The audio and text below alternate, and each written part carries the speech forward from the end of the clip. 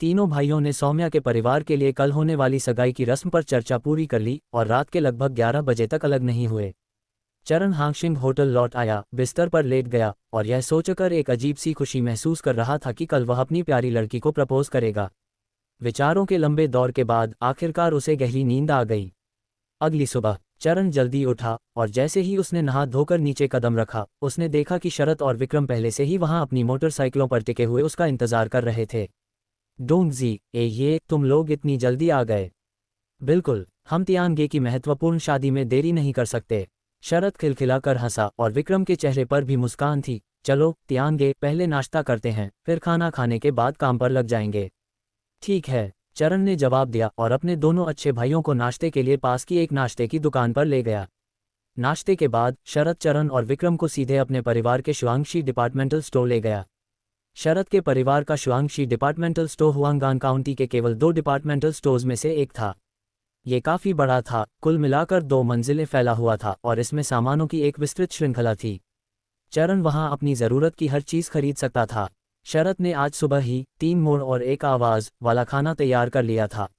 अब भाइयों के डिपार्टमेंटल स्टोर में पहुंचने के बाद उन्होंने अन्य ज़रूरी सामान खरीदना शुरू कर दिया।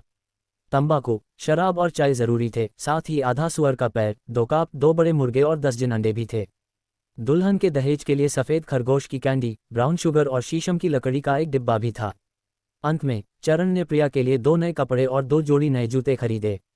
पूरी तरह से खरीदी गई इन चीज़ों की कुल कीमत 800 युआन से ज़्यादा थी।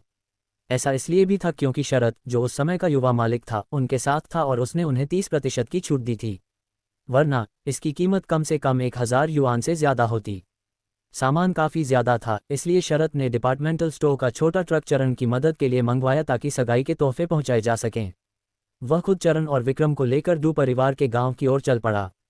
चरण कल एक बार डू परिवार के गांव गया था, इसलिए उसे रास्ता पहले से ही पता था और वह यात्री सीट पर बैठकर शरत को रास्ता बता रहा था। दूसरी ओर विक्रम छोटे ट्रक के पीछे बैठा गाड़ी पर रखी चीज़ों को देख रहा था। 15 मिनट बाद छोटा ट्रक डू परिवार के दरवाजे पर रुका। डू परिवार सुबह से ही प्रवेश द्वार पर खड़ा था, बाहर देख रहा था और चरण के आने का इंतजार कर रहा था। दूर से शोर सुनकर वे जल्दी से घर के अंदर से बाहर भागे। चरण को छोटे ट्रक से बाहर निकलते और फिर ट्रक में आधा ट्रक सगाई के उपहारों से भरा देखकर मल्लेश और संगीता दोनों उत्साहित और रोमांचित हो गए। उन्होंने जल्दी से प्रिया और अपने बेटे किरण को उसका स्वागत करने के लिए बाहर निकाला। चरण आ गया, जल्दी से अंदर आओ। नमस्ते अंकल और आंटी, ये मेरे दोस्त हैं, आज मेरी मदद कर रहे हैं। चरण ने संक्षेप में शरत और विक्रम का परिचय दिया, फिर जल्दी से सभी को ट्रक से सामान नीचे उतारने के लिए कहा। जियाओ ले, बस यूं ही खड़ी मत रहो, जल्दी करो और अपने जीजाजी और उनकी मदद करो। मल्लेश ने जल्दी से अपने बेटे किरण को आगे खींचा और खुशी खुशी सामान उठाने में मदद की। किरण, जो इस साल 19 साल का हुआ था, इतनी सारी चीज़ें देखकर खुशी से झूम रहा था और चरण को बार बार जीजाजी कह रहा था। उसने अपने माता पिता से पहले ही सुन लिया था कि चरण ने सगाई के उपहार के रूप में 1000 युआन देने का वादा किया है। उन 1000 युआन से चाहे वह उसकी शादी में मदद करना हो या नौकरी खरीदना हो, वह काफ़ी होगा। 3 चक्कर और एक आवाज़ वगैरह की तो बात ही छोड़ दीजिए। प्रिया बगल से देख रही थी, उसे मीठा भी लग रहा था और थोड़ा बोझ भी। वह बहुत खुश थी कि चरण उस पर पैसे खर्च करने को तैयार था, लेकिन प्रिया अपने दिल में अच्छी तरह जानती थी कि उसके माता पिता कंजूस और पैसे के लालची हैं और उसके लिए बिल्कुल भी दहेज नहीं देंगे। चरण सगाई के इतने सारे उपहार दे रहा था तो उसे निश्चित रूप से बहुत सारा पैसा गंवाना पड़ेगा। सौम्या, वहाँ खड़ी मत रहो, जल्दी करो और जियाओ तियान और बाकियों को चाय के लिए बुलाओ, देखो कितनी गर्मी है। संगीता ने अपनी बेटी को थोड़ा सा ध्यान भटकते देखा और जल्दी से उसे धक्का देकर चरण और बाकियों का अभिवादन करने के लिए कहा। प्रिया अपने बेकाबू विचारों को दबाते हुए चरण और बाकियों का जल्दी से अभिवादन किया। शरत और विक्रम भी पहले उसके सहपाठी थे, इसलिए वे अजनबी नहीं थे और बातचीत शुरू होते ही कमरा काफ़ी गुलजार हो गया। संगीता रसोई में सबके लिए ब्राउन शुगर और अंडे वाली चाय बनाने गई और उन्हें चाय पीने और अंडे खाने के लिए आमंत्रित किया। थोड़ी देर बातें करने के बाद चरण ने देखा कि मल्लेश और संगीता उसे उत्सुकता से देख रहे हैं, इसलिए उसने बिना कोई बात घुमाए फिराए सीधे अपने पास से एक मोटा लाल लिफाफा निकाला। अंकल आंटी, यह 1000 युआन है, ये सौम्या से मेरी शादी के लिए सगाई की रकम है। चरण ने लाल लिफाफा खोला जिसमें 10 युआन के ग्रेट यूनिटी नोटों का एक मोटा ढेर था। मल्लेश, संगीता और किरण इतने सारे पैसे देखकर बहुत खुश हुए। वाह जियाओ तियान, हमने हमारी सौम्या के प्रति आपकी ईमानदारी देखी है, अब हम निश्चिंत होकर सौम्या को आपकी देखभाल में सौंप सकते हैं। संगीता ने जल्दी से पैसे लिए और ध्यान से गिने। ये देखकर कि यह ठीक 1000 युआन थे, उसकी आंखों में अपने होने वाले दामाद चरण के प्रति और भी संतुष्टि दिखाई दी। शुक्रिया अंकल और आंटी, सौम्या की शादी मुझसे कराने के लिए तैयार होने के लिए, चरण ने विनम्र मुस्कान के साथ कहा। अब हमें अंकल और आंटी मत कहो चरण, अपना पता बदलने का समय आ गया है। मल्लेश ने उसे याद दिलाते हुए जोर से हंसते हुए कहा, अपना पता बदलने का समय आ गया है, नमस्ते ससुर जी, सासू माँ। चरण मुस्कुराया और दोनों को संबोधित किया। जहां तक वह उन्हें पापा और मम्मी न कहता था तो स्वाभाविक रूप से इसलिए क्योंकि उसके दिल में डू फादर और डू मदर इस उपाधि के योग्य नहीं थे। पिछले जन्म में उन्होंने सौम्या को बहुत दुख पहुंचाया था और अब अगर सौम्या से वैध विवाह न होता तो चरण उनके साथ इतना विनम्र नहीं होता। अच्छा अच्छा, हाँ, मल्लेश और संगीता एक साथ हंस पड़े। आज अपनी सास को दोपहर के भोजन के लिए कुछ और व्यंजन बनाने दो, चलो हम मर्द मिलकर अच्छा खाना खाते हैं। मल्लेश ने संगीता को रसोई में जाकर दोपहर का भोजन तैयार करने का निर्देश दिया और चरण से मुस्कुराते हुए कहा, ठीक है, तो शुक्रिया सासू माँ आपकी कड़ी मेहनत के लिए। चरण ने विनम्रता से काम नहीं लिया। आज डू परिवार के यहाँ दोपहर के भोजन के लिए रुकना एक रिवाज था। संगीता खाना बनाने के लिए रसोई में चली गई और प्रिया ने एक पल सोचा, चरण और दूसरों का अभिवादन किया, फिर उठी और मदद करने के लिए रसोई में चली गई। मुख्य हॉल में केवल चरण और अन्य पुरुष ही बचे थे। शर्त जो बातूनी था कि उपस्थिति से मुख्य हॉल का माहौल बहुत जीवंत बना रहा। 12:30 बजे संगीता और प्रिया ने व्यंजनों की एक बड़ी मेज सजा दी थी। वे कल से तैयारी कर रही थी जब उन्होंने सुना कि चरण आज प्रस्ताव देने आ रहा है, इसलिए आज मेज पर व्यंजन काफी प्रस्तुत करने योग्य थे। मांस और सब्जियां, चिकन और मछली, कुल 8 व्यंजन और पुराने बत्तख के सूप का एक बर्तन था। चरण अपने ससुर मल्लेश के साथ गया और जी भरकर पी, पापा चरण को बार बार मत पिलाए। प्रिया ने देखा कि चरण का चेहरा शराब पीने से लाल हो गया है और मल्लेश अभी भी उसे पीने के लिए उकसा रहा था, इसलिए वह बीच में ही उसे सलाह दिए बिना नहीं रह सकी। प्रिया की बातें सुनकर चरण के दिल में एक गर्माहट सी दौड़ गई। देखो देखो मेरी बेटी, अभी तो उसकी शादी भी नहीं हुई है और वो अभी से तुम्हारी हिफाजत कर रही है। हाँ। मल्लेश हंसी रोक नहीं सका, लेकिन उसने शराब की बोतल नीचे रख दी और चरण को और पीने के लिए मनाना बंद कर दिया। उसकी बात सुनकर प्रिया के गाल लाल हो गए और उसने जल्दी से अपना सिर नीचे कर लिया। चरण मुस्कुराया और प्रिया की तरफ देखा। उसके चेहरे पर शर्मिंदगी देखकर उसका दिल धड़क उठा। वह बस जल्दी से उससे शादी करना चाहता था और उसे प्यार करना चाहता था। सौम्या, ज्यादा सब्जियां खाओ। चरण ने देखा कि उसने आज दोपहर के खाने में ज्यादा कुछ नहीं खाया है, इसलिए उसने जल्दी से अपनी चॉपस्टिक उठाई और उसे कुछ खाने में मदद की। प्रिया का दिल तुरंत और भी मीठा हो गया जब उसने देखा कि इतना पीने के बावजूद भी वह उसे नहीं भूला है। दोपहर का भोजन 2 बजे तक समाप्त नहीं हुआ। संगीता और प्रिया ने मेज साफ की, ताज़ी चाय डाली और सभी को परोसकर शांत किया। चरण ने मल्लेश और संगीता से शादी के दिन दुल्हन को लेने आने के बारे में बातचीत की। 1 घंटे से ज्यादा बातचीत करने के बाद देर होते देख चरण विदाई लेने के लिए उठा और जाने की तैयारी करने लगा। मल्लेश और संगीता ने प्रिया से चरण को विदा करने के लिए कहा। शरत और विक्रम चरण और प्रिया को अकेले रहने का मौका देना चाहते थे, इसलिए पहले गाड़ी चलाकर चले गए और कहा कि वे गांव के प्रवेश द्वार पर चरण का इंतजार करेंगे। चरण अपने दोनों अच्छे भाइयों का बहुत आभारी था जिन्होंने उसके लिए यह मौका बनाया। डू परिवार से बाहर निकलते ही चरण ने सक्रियता से हाथ बढ़ाया और प्रिया का छोटा सा हाथ थाम लिया। चरण ने पहली बार किसी लड़की का हाथ थामा था। उसका हाथ मुलायम और चिकना था। चरण ने उसे चोट पहुंचाने के डर से जोर लगाने की हिम्मत नहीं की। प्रिया के गाल लाल हो गए थे और उसका दिल जोर से धड़क रहा था। जिस दृश्य की उसने अनगिनत बार कल्पना की थी वह आखिरकार सच हो गया था। वह चरण का हाथ थामे हुए थी और कुछ ही दिनों में वह चरण से शादी करने वाली थी। सौम्या, 9 दिन बाद तुम मेरी पत्नी बनोगी। एक बड़े पेड़ के नीचे चलते हुए चरण रुक गया। उसकी आंखें प्रिया को देखते ही कोमलता से भर गईं। चरण, मैं सचमुच इसका बेसब्री से इंतजार कर रहा हूँ। हालांकि प्रिया शर्मीली थी, उसने हिम्मत से अपने विचार व्यक्त किए। मैं आने वाले दिनों में नए घर की तैयारी करूंगी, इसलिए शायद मैं व्यस्त रहूं और मिलने का समय न मिल पाए। तुम्हें अपना ध्यान रखना। चरण ने उसका कोमल हाथ थाम लिया और धीरे से उसे निर्देश दिया। ठीक है, तुम भी ज्यादा थकना मत। प्रिया की साफ चमकदार आंखें स्नेह से भरी थीं। चरण ने उसके हल्के से चमकते गुलाबी होंठों को देखा और उसके होंठ अनजाने में ही हिल गए। उन्हें चूमना कितना अच्छा लग रहा था। प्रिया ने देखा कि उसकी निगाहें और भी ज्यादा भावुक होती जा रही हैं और उसका चेहरा लाल हो गया, कानों तक लाल हो गया। चरण, क्या तुम कुछ शरारती सोच रहे हो? लड़की की आवाज में एक चुलबुलापन था जिसे सुनकर चरण की वासना और भी गहरी हो गई। शराब ने उसे और भी हिम्मत दी, उसने अनजाने में ही लड़की को अपनी बाहों में खींच लिया। उसके कोमल शरीर ने उसकी मजबूत मांसपेशियों को छुआ और चरण का दिल तुरंत धड़क उठा। उसने हाथ बढ़ाकर धीरे से प्रिया की ठुड्डी उठाई। प्रिया को कुछ समझ आ गया। वह थोड़ी घबराई हुई थी, उसकी आंखें धीरे से झपक रही थीं, उसकी लंबी पलकें हल्की सी कांप रही थीं।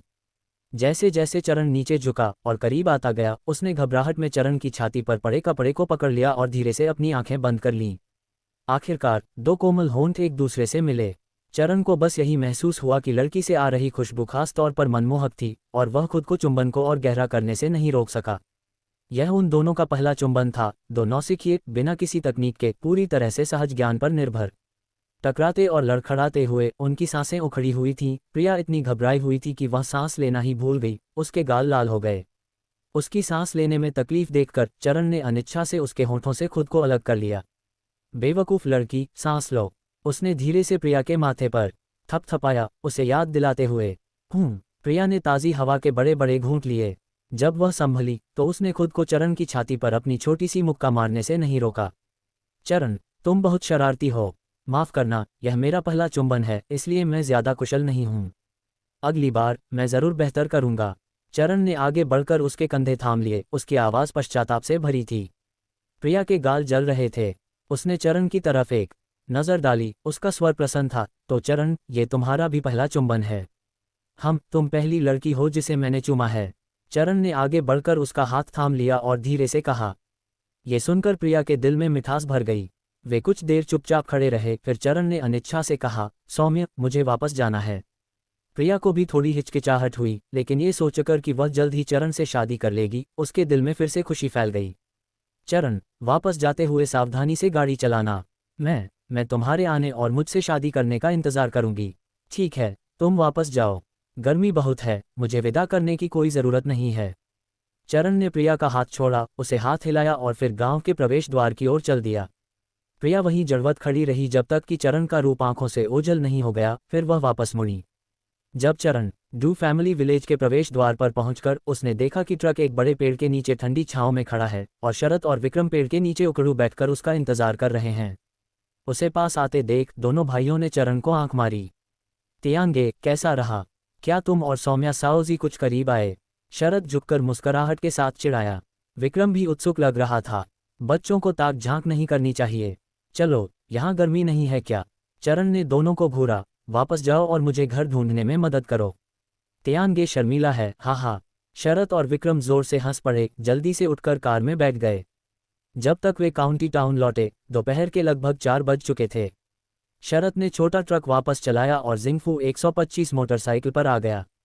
वह चरण और शरत को लेकर गलियों और गलियों में घूमता रहा, एक उपयुक्त घर की तलाश में। आधे घंटे से ज्यादा भटकने के बाद उन्हें कुछ परिवार घर बेचते हुए मिले। चरण के पास 3000 युआन से ज्यादा की संपत्ति होने के कारण उन्होंने आखिरकार एक छोटे से आंगन वाले घर पर फैसला किया। उस छोटे से आंगन का कुल क्षेत्रफल लगभग 150 वर्ग मीटर था। उत्तर और दक्षिण की ओर मुख करके उसमें नीली ईंटों और खपरेल के 3 घर थे, जो मुख्य हॉल और पूर्व और पश्चिम के कमरे थे। घर के सामने एक सब्जी का खेत था, आंगन में एक नल लगा था और आंगन के दक्षिण पश्चिम कोने में एक शुष्क शौचालय था। वहां एक कच्ची मिट्टी की दीवार भी थी, जो आधे से भी ज्यादा ऊंची थी।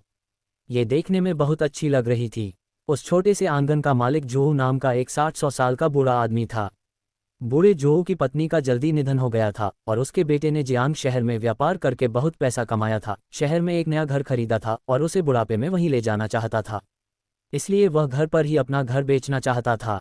बूढ़े जोहू ने 3500 युआन मांगे और चरण, शरत और विक्रम दिन भर मोलभाव करते रहे। आखिरकार उन्होंने 3500 युआन से 3200 युआन और फिर 3200 युआन से 3000 युआन तक मोलभाव किया। हालांकि बूढ़े जोहू को कीमत थोड़ी कम लगी, लेकिन उसे जियांग शहर जाने की जल्दी थी और उसे जल्द ही कोई और उपयुक्त खरीदार नहीं मिलेगा। काफ़ी सोच विचार के बाद वह छोटा सा आंगन 3000 युआन में बेचने को राजी हो गया। हालांकि उसकी एक शर्त थी, वह चरण से घर की पूरी कीमत वसूलना चाहता था, कोई उधार नहीं। चरण को इस पर कोई आपत्ति नहीं थी। उसके पास जो पैसा था वह घर खरीदने के लिए पूरी तरह से पर्याप्त था। दोनों पक्ष उत्सुक थे, इसलिए उन्होंने तुरंत घर की बिक्री और हस्तांतरण के लिए एक अनुबंध का मसौदा तैयार करना शुरू कर दिया। बूढ़े जोहू ने अपने पड़ोसियों को भी गवाह बनने के लिए आमंत्रित किया। चरण ने 3000 युआन गिने। दोनों पक्षों ने अनुबंध पर हस्ताक्षर किए और उंगलियों के निशान दिए और अनुबंध तुरंत प्रभावी हो गया। बूढ़े जो को तुरंत पैसे मिल गए और वह बहुत संतुष्ट हुए। उन्होंने चरण से 2 दिनों के भीतर सब कुछ ले जाने का वादा किया। छोटे से आंगन से बाहर आते हुए संपत्ति के दस्तावेज और जमीन के दस्तावेज अपनी बाहों में लिए चरण को ऐसा लग रहा था जैसे वह तैर रहा हो। पिछले जन्म में मरने से पहले तक उसका अपना घर नहीं था, लेकिन उसने पुनर्जन्म के कुछ ही दिनों बाद घर खरीदने की उम्मीद नहीं की थी। तियांगे ने आज एक घर खरीदा। चलो, हम जश्न मनाने के लिए एक रेस्टोरेंट में जा रहे हैं। शरद मोटरसाइकिल की ओर बढ़ा और मुस्कुराते हुए दोनों को पुकारा। वाह, चरण ने मुस्कुराते हुए जवाब दिया। अब उसका अपना घर होगा, अब तो जश्न मनाने का सही समय आ गया है। उसने शरद और विक्रम के साथ एक रेस्टोरेंट में खूब खाना खाया। पेट भर खाने के बाद रात के 9 बज चुके थे। उसके दोनों सगे भाइयों ने चरण को अपने घर रुकने के लिए आमंत्रित किया, लेकिन चरण ने विनम्रता से मना कर दिया और कहा कि उसे अभी कुछ निजी काम निपटाने हैं। देर होते देख चरण ने उन्हें वापस जाकर जल्दी आराम करने को कहा। रेस्टोरेंट के प्रवेश द्वार पर अपने दोनों सगे भाइयों से विदा लेने के बाद चरण सड़क पर रेड स्टार होटल की ओर चल पड़ा। रास्ते में उसे एक स्टेशनरी की दुकान मिली जो अभी भी खुली थी, इसलिए चरण अंदर गया और कुछ लेटर पेपर, नोटबुक, एक फाउंटेन पेन और बॉल पॉइंट पेन खरीदे। आज उसने डू परिवार को प्रपोज किया था और एक घर खरीदा था। चरण के पास 5,000 से ज्यादा युआन थे, जिनमें से 600 युआन से भी कम बचे थे। उसे पैसे कमाने का कोई रास्ता ढूंढना था। अपने परिवार का भरण पोषण करने और सौम्या को एक अच्छी जिंदगी देने के लिए पैसा कमाना उसका तात्कालिक छोटा लक्ष्य था। उसका दीर्घकालिक लक्ष्य पहले 500 अरब कमाना था। अपने पिछले जन्म में 40 साल तक जीने और मृत्यु के बाद 20 से ज्यादा साल आत्मा के रूप में बिताने के कारण चरण अगले 50 सालों के विकास को ठीक से समझ सकता था।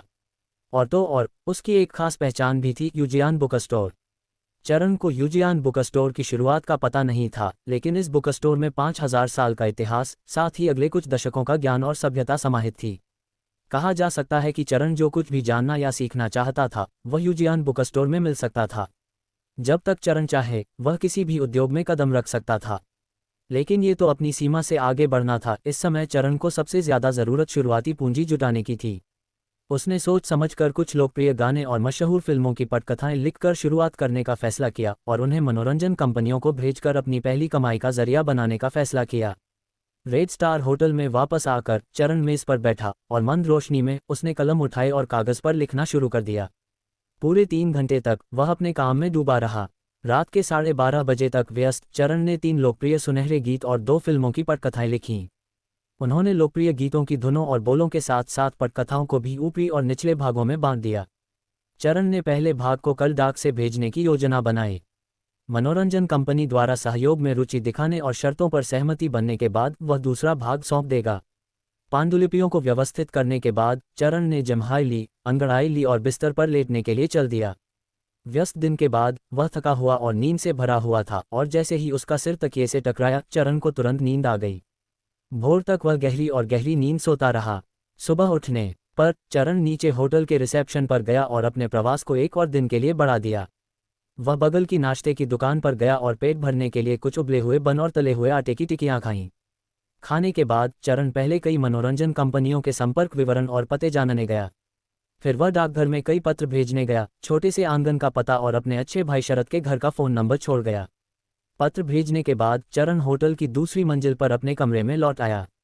उसने कमरे में व्यायाम करने के लिए पुशअप्स किए, फिर मेज़ पर बैठ गया। इस बार वह गीत या पटकथा नहीं लिख रहे थे। चरण एक लंबे उपन्यास की प्रतिलिपि बना रहे थे। भविष्य के लोकप्रिय रुझानों की सटीक समझ रखने वाले चरण ने यह दावा करने का साहस किया कि अगर वह अपने उपन्यास की पांडुलिपि किसी अखबार या पत्रिका को भेजते हैं तो उन तेज तर्रार संपादकों को वह जरूर पसंद आएगी। पैसे कमाने के तरीकों को लेकर बहुत ज्यादा सख्त होने की जरूरत नहीं थी, लेकिन फिलहाल चरण सिर्फ उन्हीं कामों पर ध्यान केंद्रित कर सकते थे जिनमें न तो ज्यादा पूंजी की जरूरत थी और न ही ज्यादा समय या मेहनत की। अगले 2 दिन चरण अपने होटल के कमरे में ही रहे। नीचे खाना खाने और नहाने के लिए बाथरूम जाने के अलावा चरण शायद ही कभी अपने कमरे से बाहर निकले, लगातार किताबों की प्रतिलिपि बनाते रहे। 2 दिनों में चरण ने 2 लंबे उपन्यासों के पहले 50,000 शब्द लिखे। एक था जुवान हुआन का उपन्यास क्रैकिंग द स्काई और दूसरा था जियानिक्सिया का उपन्यास जू शेन। यूजियान बुक स्टोर में इन दोनों किताबों की मूल प्रतियां मौजूद थीं, इसलिए चरण को खुद कथानक के बारे में सोचने की जरूरत नहीं थी, उन्हें बस उन्हें पांडुलिपि के कागज पर उतारना था। 2 दिनों में 1 लाख शब्द लिखने के बाद खेतीबाड़ी के आदि चरण को भी अपनी बाहों में इतना दर्द होने लगा कि वह उन्हें मुश्किल से उठा पा रहा था। शाम 5 बजे चरण ने इन दोनों उपन्यासों के पहले 20,000 शब्द डाक से भेज दिए। ये सोचकर कि कल विक्रम के परिवार के साथ उसके पिछले जन्म में घटी घटना की तारीख है, चरण रात के खाने के बाद जल्दी सो गया।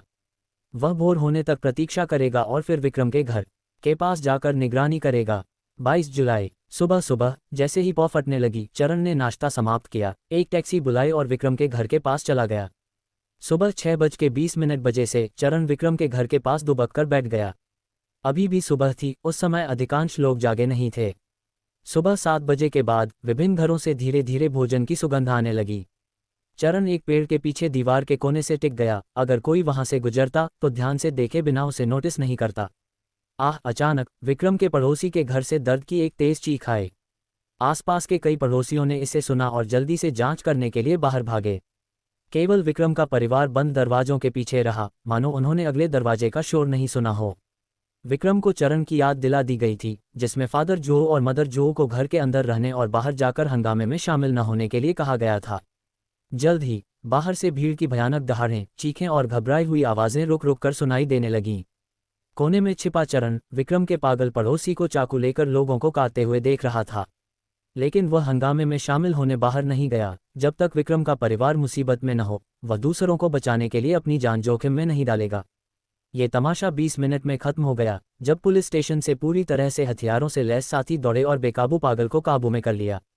हालांकि घटनास्थल पर पहले से ही कई लोग घायल थे और सबसे बुरी हालत पागल के अपने परिवार के सदस्यों की थी।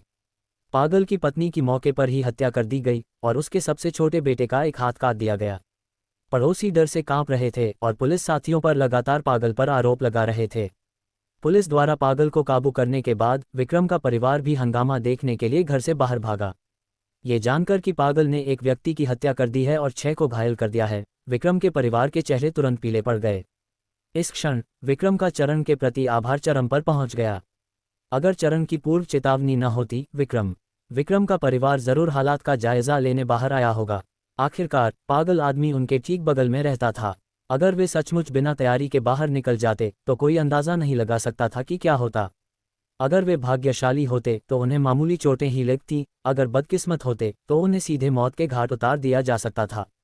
पागल आदमी को काबू में और विक्रम के परिवार को सही सलामत देखकर चरण चुपचाप वहां से चला गया। इस जन्म में विक्रम का परिवार आखिरकार अपनी दुखद नियति से बच निकला और सफलतापूर्वक बच निकला। चरण नहीं जानता था कि उन्हें बचाने से इस दुनिया में क्या बदलाव आएंगे, लेकिन उसे उन्हें बचाना ही था। अगर सचमुच तितली का असर है तो आने दो। इस पुनर्जन्म में चरण आज़ादी और निडरता से जीने वाला था। विक्रम के घर से निकलकर चरण छोटे से आंगन में गया। जब वह पहुंचा तो छोटा आंगन पहले ही खाली हो चुका था। आंगन और अंदर के कमरे भी साफ हो चुके थे।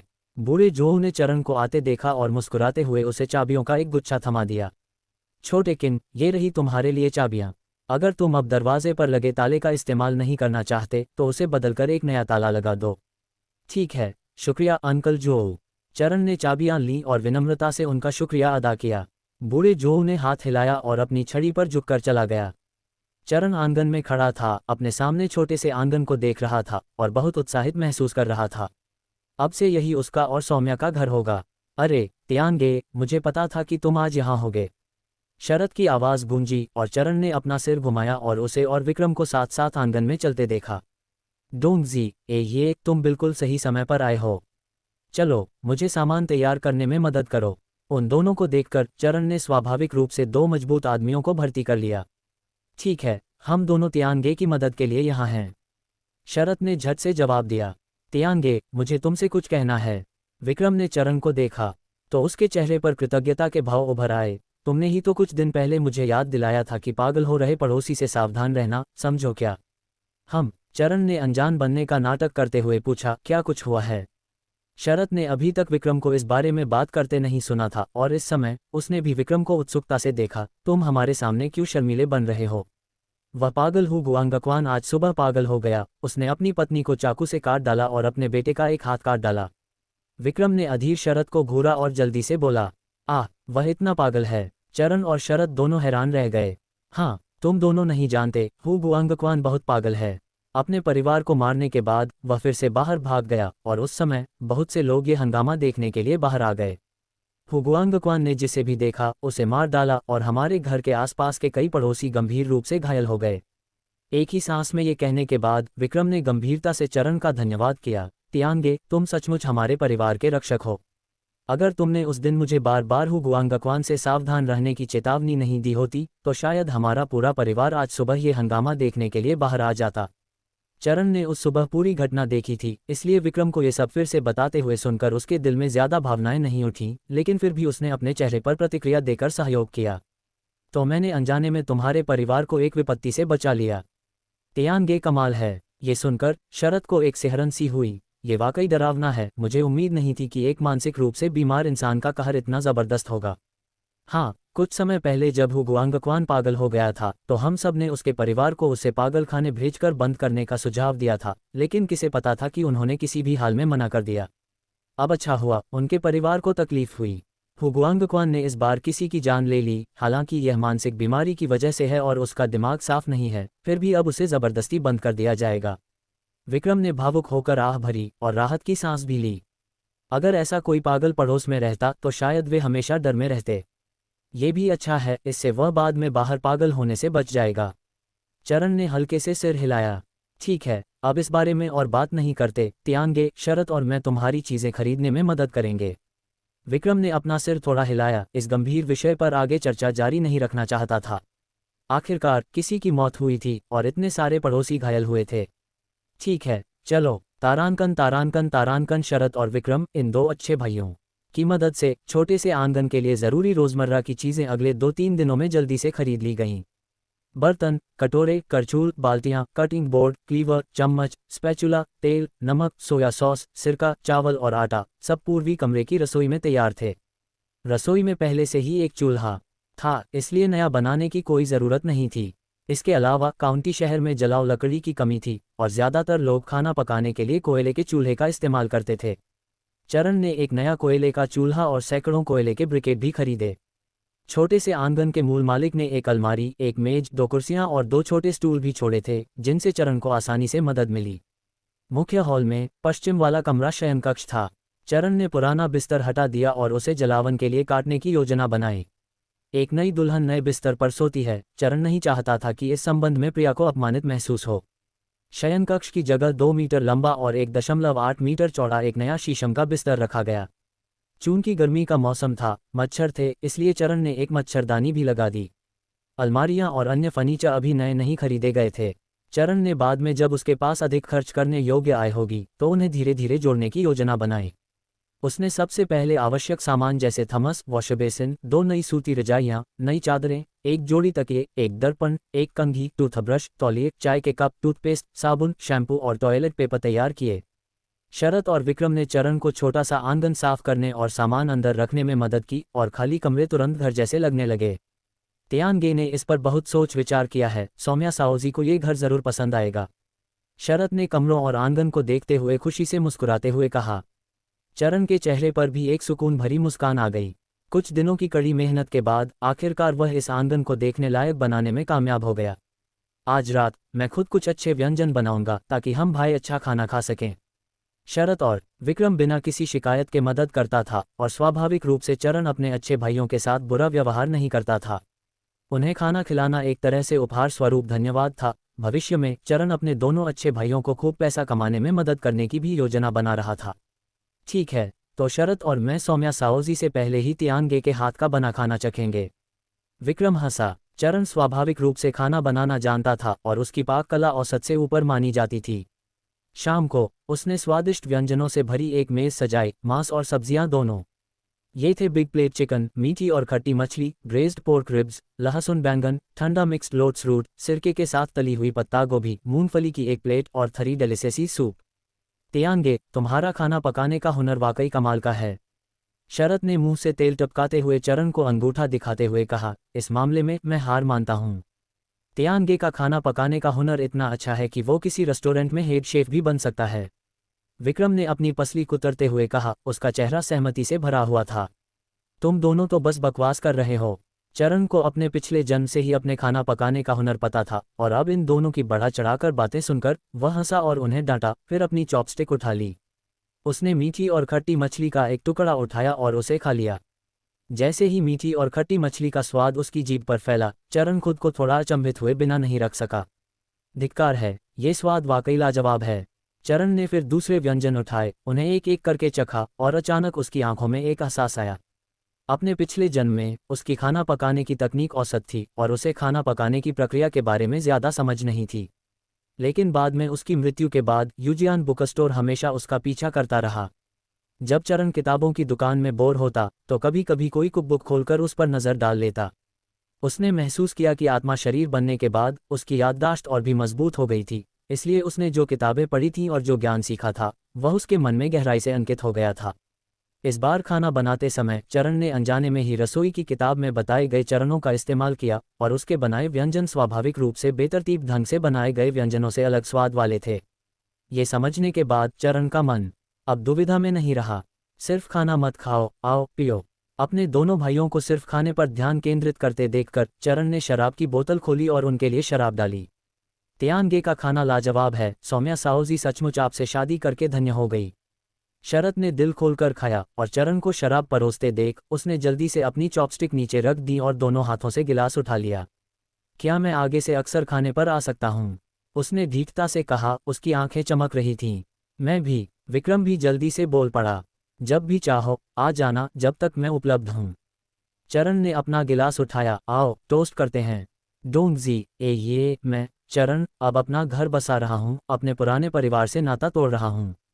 अब से सौम्या के अलावा तुम दोनों मेरे सबसे करीबी लोग हो। तियानगे फिर से भावुक हो रहा है। शरद की आंखें थोड़ी लाल थीं जब उसने अपना गिलास उठाया। चीयर्स तियानगे के लिए। तियानगे, आगे क्या योजना है? सब लोग खाना खाते हुए बातें कर रहे थे और शरद ने चरण से पूछा। चरण की शादी के बाद उसे अपने परिवार का पालन पोषण करने की जिम्मेदारी उठानी पड़ी। पहले वह हमेशा गांव में खेती करता था, लेकिन अब वह खेती का काम जारी नहीं रख सकता था। खेती बाड़ी बहुत मेहनत का काम था, न सिर्फ उसे पैसे नहीं मिलते थे बल्कि उसे नुकसान भी उठाना पड़ता था। तियानगे, तुम हमारी फैक्ट्री में काम करने आओ, मैं तुम्हें दूसरे तकनीशियनों से सिखा दूंगा। विक्रम भी जल्दी से बोला। वह और शरद दोनों चरण के लिए एक अच्छी नौकरी का इंतजाम कर सकते थे। मेरे पास पहले से ही एक योजना है, तुम दोनों को कुछ दिनों में पता चल जाएगा। चरण ने रहस्यमयी अंदाज में उन दोनों को देखकर मुस्कुराया। तियानगे, तुम सही नहीं हो, अब भी मुझसे और शाओ ये से यह बात छिपा रहे हो। शरद दुखी होकर बड़बड़ाया, ऐसा नहीं है कि मैं तुमसे यह बात छिपाना चाहता हूँ, लेकिन मैं जो करने जा रहा हूँ वह अभी शुरू नहीं हुआ है। ठीक है, खैर, जब भी तुम्हें किसी चीज़ की ज़रूरत हो बस मेरे और शाओ ये के पास आ जाना। वैसे डोंगजी, मैंने सुना है कि तुम्हारे पिताजी की तबीयत कुछ समय से ठीक नहीं है। क्या तुम उन्हें विस्तृत जांच के लिए अस्पताल ले गए हो? चरण ने खाना खाते हुए सहजता से पूछा। पिछले जन्म में शरद के पिता फेफड़ों के कैंसर से पीड़ित थे, जो बाद में घातक हो गया और जिसका इलाज संभव नहीं था। अपने जीवन के अंतिम समय में वे दर्द से तड़पते रहे और उनकी मृत्यु हो गई। पिता की मृत्यु के समय शरद काफ़ी उदास थे। जरा भी जिक्र मत करो, वह बूढ़ा बहुत जिद्दी है और जांच के लिए अस्पताल जाने को तैयार ही नहीं है। उसने तो यहाँ तक कहा था कि 10 में से 9 लोग बीमार हैं और एक बार अस्पताल जाने पर पता चलेगा कि उन्हें कोई गंभीर बीमारी है। वह अस्पतालों से ऐसे बचता है जैसे प्लेग हो। ये कहते हुए शरद को गुस्सा आ गया। मुझे लगता है कि अगर तुम्हारी तबीयत ठीक नहीं है तो देर न करना ही बेहतर है, वरना छोटी मोटी बीमारी बड़ी बीमारी में बदल सकती है। डोंगजी, तुम्हें अपने पिताजी से ठीक से बात करनी चाहिए और उन्हें अस्पताल जाकर विस्तृत शारीरिक जांच के लिए राजी करना चाहिए। चरण ने लगभग सीधे सीधे उसे बता दिया कि उसके पिताजी बाद में किसी गंभीर बीमारी से मर जाएंगे। सही कहा शरद, तियानगे की बातें तो बिल्कुल सही हैं। विक्रम ने भी बात में दखल देते हुए कहा, तुम्हारे पिताजी जो बिना पिए रह ही नहीं सकते, उन्हें सचमुच ध्यान देने की ज़रूरत है। मैं उन्हें कल जांच के लिए अस्पताल ले जाऊंगा। शरद उन दोनों की बातों से घबरा गया और तुरंत निर्णय ले लिया। जाकर देख लो, अगर कुछ गड़बड़ नहीं है तो निश्चिंत हो जाओगे। चरण ने आगे बढ़कर शरद के कंधे पर थपथपाया। शरद ने भारी स्वर में सिर हिलाया। खाना रात के 9 बजे तक चला, फिर सब लोग चले गए। शरद और विक्रम के जाने के बाद चरण रसोई में गया और बचा हुआ खाना फेंका और सारे बर्तन साफ किए। गर्मियों में तापमान ज़्यादा होता है और अगर साफ न किया जाए तो बैक्टीरिया और बदबू आसानी से पनप सकते हैं।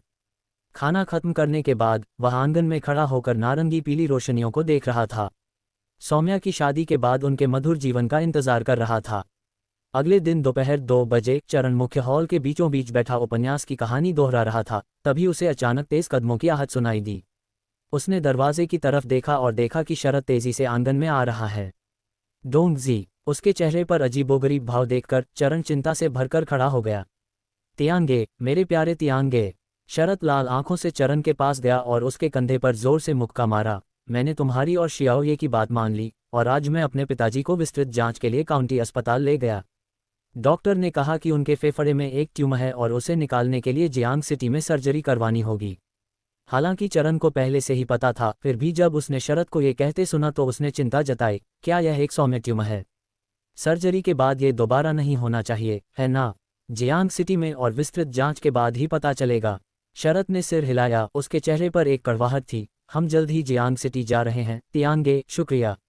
अगर तुम न होते तो मेरे पिताजी की बीमारी और भी गंभीर हो जाती अगर यह ऐसे ही खींचती रही। डोंगजी, ज्यादा मत सोचो। जियांग अंकल की हालत अभी शुरुआती चरण में होनी चाहिए। जल्दी इलाज से जल्दी ठीक हो जाते हैं। वह जरूर ठीक हो जाएंगे। चरण ने हाथ बढ़ाकर उसका कंधा थपथपाया और उसे दिलासा दिया। मैं तुम्हें कुछ और बताने आया हूँ तियांगे। शरत ने अपनी जेब से एक मुड़ा हुआ कागज निकाला और चरण को दिया। आज दोपहर में किसी ने तुम्हें ढूंढते हुए मेरे घर फोन किया था तियांगे। उस व्यक्ति ने तुम्हारे लिए अपना फ़ोन नंबर छोड़ा है और कहा है कि जब समय मिले तो उसे फ़ोन कर लेना। वह तुम्हारे साथ अच्छी बातचीत करना चाहता है। ठीक है, मैं समझ गया। चरण, नोट लिया, उसे 2 बार देखा और रख दिया। मैं और कुछ नहीं कहूँगा तियांगे, मैं अभी जा रहा हूँ। जब मैं वापस आऊँगा तो हम भाई फिर मिलेंगे। शरत ने चरण का अभिवादन करने के बाद जाने की तैयारी की। चरण ने उसे दरवाजे तक छोड़ा। शरत को अपनी मोटरसाइकिल पर जाते देख उसने धीरे से आह भरी। उसने आशा व्यक्त की कि इस जीवन में शरत के पिता अधिक भाग्यशाली होंगे और फेफड़ों के कैंसर के दर्द से बच जाएंगे। उसने आशा व्यक्त की कि जियांग शहर की उनकी यात्रा सुचारू रूप से संपन्न होगी। शरत के जाने के बाद चरण ने थोड़ी सफाई की, मुख्य द्वार बंद किया और बाहर जाने की तैयारी की। शरत ने उसे जो संपर्क जानकारी दी थी वह great Wall film and audio entertainment company के निर्माता डू जेंगपेंग का फ़ोन नंबर था। कुछ दिन पहले चरण ने great Wall film and audio entertainment company को एक पॉप संगीत गीत और एक फिल्म की पटकथा सौंपी थी। वे क्रमशः इन द रेन और गॉड ऑफ गैम्बलर्स का पहला भाग थे। ये गाना और यह फिल्म अगले कुछ सालों में बेहद लोकप्रिय हो गई और कई पुरस्कार जीते। चरण का मानना था कि कोई भी निर्माता या निर्देशक जिसमें थोड़ी भी दूरदर्शिता हो जरूर इसमें दिलचस्पी लेगा। इस तरह चरण के लिए पैसा कमाने का पहला मौका आ गया था। सड़क पर पहुंचकर चरण एक दुकान से फ़ोन उधार लेने गया। उसने नोट पर लिखा फ़ोन नंबर डायल किया और एक मधुर आवाज़ ने तुरंत जवाब दिया। नमस्ते, मैं great Wall film and audio entertainment company बोल रहा हूँ। मैं आपकी कैसे मदद कर सकता हूँ? मैं चरण हूँ, मैं निर्माता डू जेंगपेंग को ढूंढ रहा हूँ। चरण द्वारा स्थिति समझाने के बाद फ़ोन उठाने वाली लड़की ने कॉल को डू जेंगपेंग के कार्यालय में स्थानांतरित करने में मदद की। जल्द ही दूसरी तरफ से एक चुंबकीय भारी आवाज़ आई। क्या यह मिस्टर चरण हैं? आखिरकार हम आपसे संपर्क कर पाए। डू जेंगपेंग के स्वर में उत्साह और तत्परता झलक रही थी।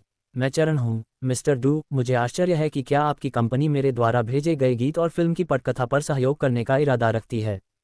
चरण का समय बर्बाद करने का कोई इरादा नहीं था और वह सीधे मुद्दे पर आ गया। हाँ, हमें तुम्हारा पत्र मिला जिसमें इन द रेन गाना और गॉड ऑफ गैम्बलर्स फिल्म की स्क्रिप्ट शामिल थी। क्या ये सही है? चरण को सीधा बोलते देख डू जेंगपेंग ने जल्दी से पुष्टि की। हाँ, तो क्या ये गाना और यह फिल्म की पटकथा आपकी मौलिक रचनाएं हैं? इन्हें कहीं और प्रसारित तो नहीं किया गया है ना? डू जेंगपेंग ने सावधानी से पूछा। ये मेरी मौलिक रचनाएं हैं। मेरे अलावा सिर्फ आपकी कंपनी ने ही पहला भाग देखा है। ओह ओह, तो कोई बात नहीं। श्रीकिन बहुत प्रतिभाशाली हैं। हमारी कंपनी आपके भेजे गए गीत और फिल्म की पटकथा में बहुत रुचि रखती है। क्या मैं पूछ सकता हूं कि श्रीकिन इस गीत और फिल्म की पटकथा के कॉपीराइट किस कीमत पर बेचना चाहते हैं? क्या मैं पूछ सकता हूं कि आपकी कंपनी किस तरह सहयोग करना चाहती है? चरण ने अपनी वांछित कीमत बताने की जल्दी नहीं की, बल्कि एक प्रश्न पूछा। श्रीकिन, आपका क्या मतलब है? डू जेंगपेंग ने सोचा कि कुछ पैसे देकर गीत और फिल्म की पटकथा के कॉपीराइट खरीद लिए पर्याप्त होंगे। लेकिन चरण की बात सुनकर क्या उसके मन में कुछ और विचार थे? क्या आपकी कंपनी अधिकार खरीदना चाहती है या आप राजस्व साझाकरण साझेदारी की तलाश में हैं? चरण ने शांति से कहा, मेरे पास केवल यह एक गीत और एक फिल्म की पटकथा नहीं है, मेरे पास अन्य उत्कृष्ट रचनाएं भी हैं। यदि आपकी कंपनी पर्याप्त रूप से ईमानदार है तो हम भविष्य में एक दीर्घकालिक साझेदारी बनाए रख सकते हैं। जैसे ही डू जेंगपेंग ने चरण के शब्द सुने, वह समझ गया कि इस युवक को, जिसकी फ़ोन पर आवाज़ थोड़ी बेस्वाद लग रही थी, धोखा देना इतना आसान नहीं था। इन द रेन गाने और गॉड ऑफ गैम्बलर्स की पटकथा दोनों का उनके विशेषज्ञों ने मूल्यांकन किया और पाया कि इनमें अपार संभावनाएं हैं। गाने लिखने और इतनी बेहतरीन पटकथा लिखने में सक्षम होने के कारण उनकी कंपनी को इस बार सचमुच एक प्रतिभाशाली व्यक्ति का सामना करना पड़ा था। फिल्म और ऑडियो कंपनियों के लिए पैसा कमाने के लिए क्लासिक और व्यापक रूप से गाए गए बेहतरीन रिकॉर्ड अनिवार्य हैं, और देश भर में लोकप्रिय होने वाली फिल्में तो और भी ज़्यादा ज़रूरी हैं। अगर यह एक खरीद है तो हम गाने और पटकथा के लिए 6,000 युआन देने को तैयार हैं। अगर श्री किन राजस्व साझाकरण साझेदारी चाहते हैं तो हम आपको कर पश्चात 10% हिस्सेदारी की पेशकश कर सकते हैं। लगता है श्री डू बातचीत जारी नहीं रखना चाहते। चारण ने फ़ोन काटने का नाटक करते हुए एक ठंडी हंसी हंसी। ऐसी स्थिति में मैं किंगटियन फिल्म एंड ऑडियो को ढूंढूंगा।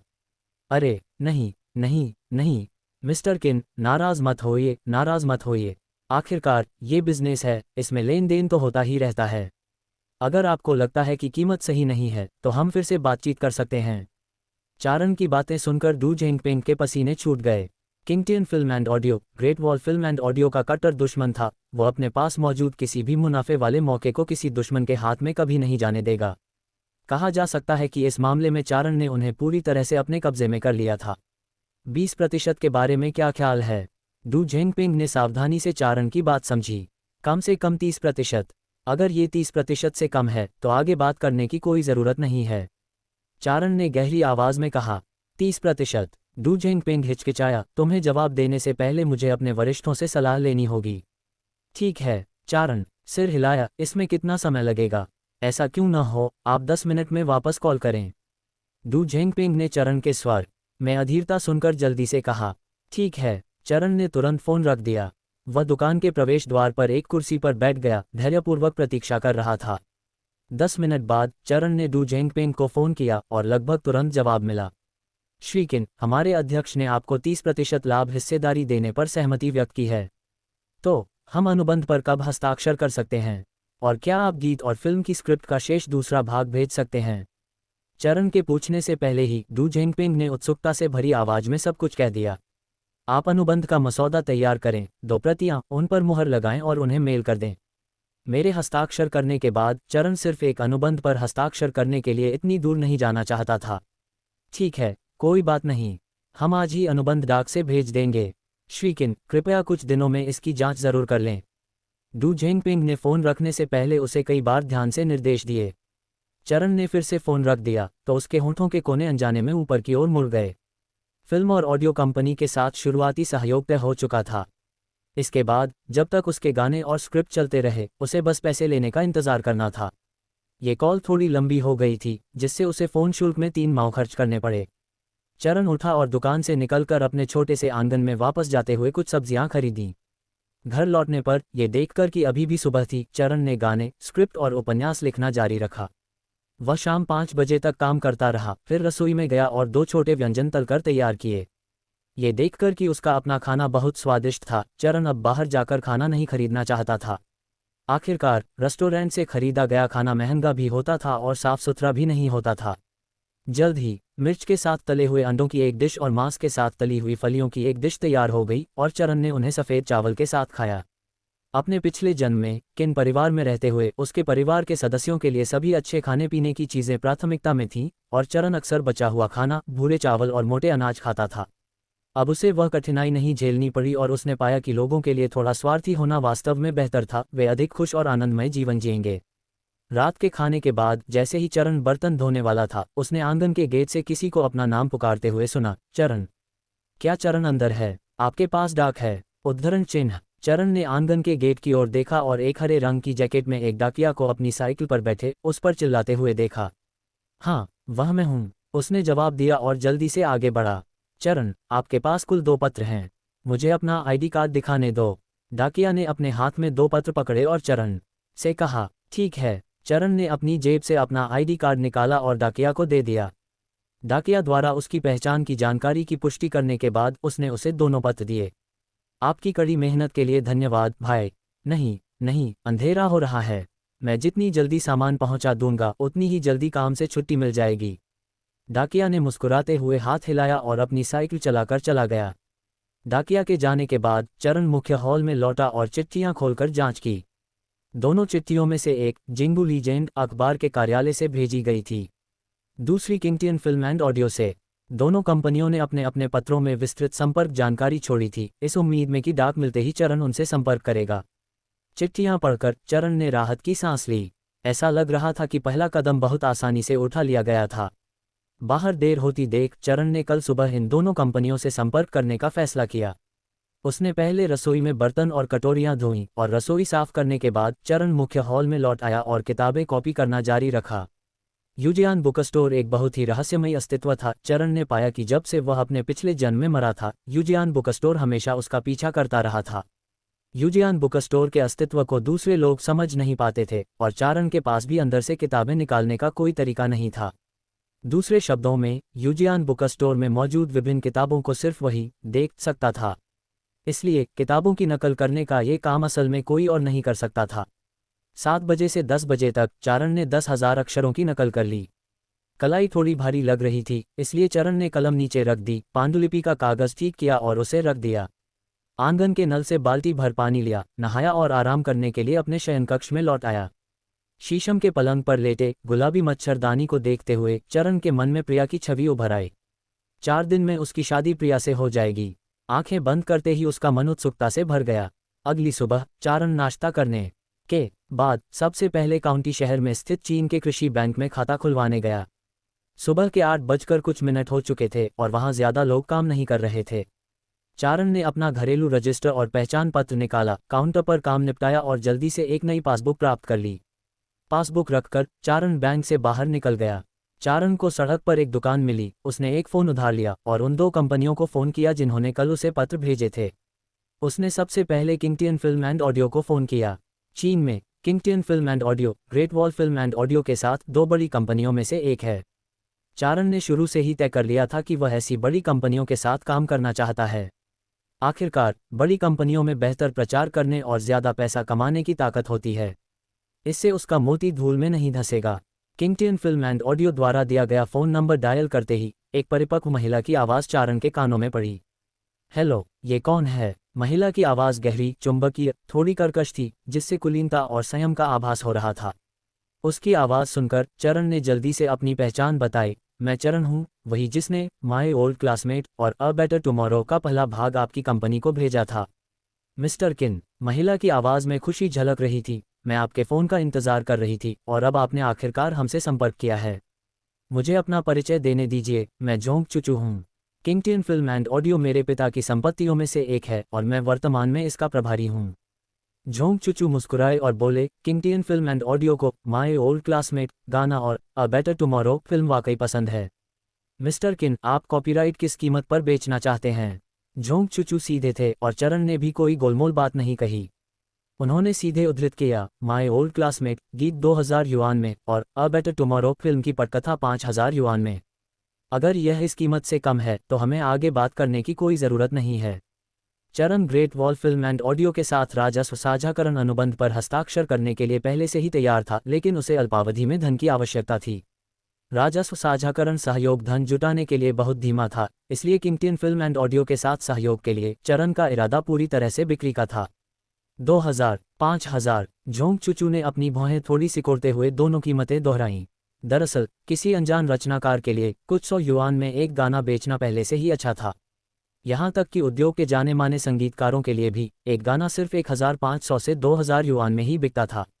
इसके अलावा फिल्म की पटकथाओं के मामले में किसी कंपनी में इन-हाउस पटकथा लेखक को आमतौर पर पूरी पटकथा के लिए 1000 युआन का मूल वेतन मिलता था। उन्हें कमीशन तभी मिलता था जब बॉक्स ऑफिस पर फिल्म बड़ी हिट होती थी। उद्योग के जाने माने पटकथा लेखक एक पटकथा के लिए सिर्फ 3 या 4000 युआन ही कमा पाते थे। इसलिए जब जोंग चुचू ने चरण की मांगी हुई कीमत सुनी तो उसे पहला ख्याल यही आया कि वह बहुत ज़्यादा मांग रहा है। हालांकि उसे चरण द्वारा लिखा गया गाना और फिल्म की पटकथा सचमुच पसंद आए। दूसरे पक्ष ने तुरंत बातचीत की कोई गुंजाइश ही नहीं छोड़ी, जिससे जोंग चुचू के पास कीमत कम करने की कोई गुंजाइश नहीं बची। जाहिर है दूसरे पक्ष को अपने काम पर पूरा भरोसा था और उसने ठान लिया था कि अगर वह इसे नहीं खरीदेगी तो वह किसी और को ढूंढ लेगा।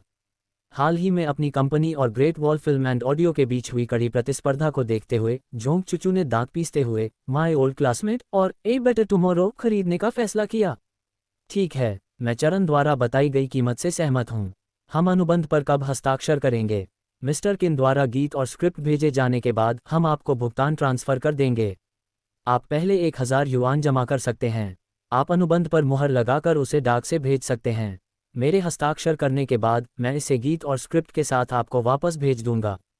चरण ने एक पल सोचा और फिर अपना अनुरोध किया। उसके पास 100 युआन से भी कम नकद थे और इस समय उसके पास पैसे की थोड़ी कमी थी। इसके अलावा इस तरह के पहले सहयोग के लिए जमा राशि ट्रांसफ़र करना भी बहुत ज़रूरी था। ठीक है, कोई बात नहीं। अपना फैसला लेने के बाद जोंगचुचू ने बिना किसी हिचकिचाहट के चरण का बैंक खाता मांगा। चरण ने फ़ोन पर जोंगचुचू को पूरी जानकारी समझाई। ठीक है, मैं वित्त विभाग से जल्द ही श्रीकिन के बैंक खाते में पैसे ट्रांसफ़र करवा दूंगा। आज दोपहर को खरीद अनुबंध भी डाक से भेज दिया जाएगा।